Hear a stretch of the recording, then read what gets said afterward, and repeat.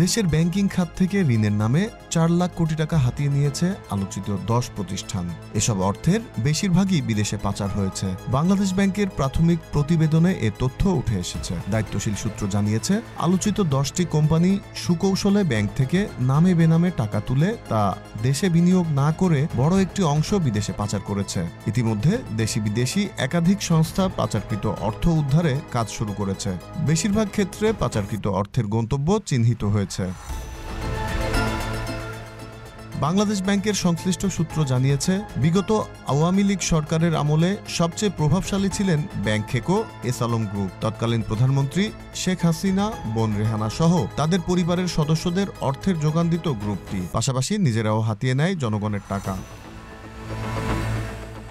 আরেক bank খেকো Salman F Rahman নামে বেনামে হাতিয়ে নিয়েছেন ৫৩,০০০ কোটি টাকা। এটাও প্রাথমিক হিসেব। প্রকৃত হিসেবে আরও ১৭,০০০ কোটি টাকা বেড়ে যাবে বলে মনে করে তদন্ত সংস্থাগুলো।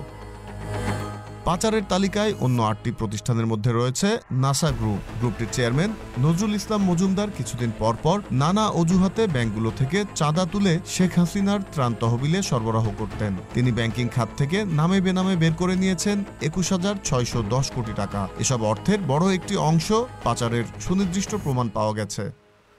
এছাড়া ব্যাংক থেকে নামে বেনামে ঋণ নিয়ে পাচারের তালিকায় ওরিয়ন গ্রুপ ও নাবিল গ্রুপেরও নাম রয়েছে। Z news, Dhaka.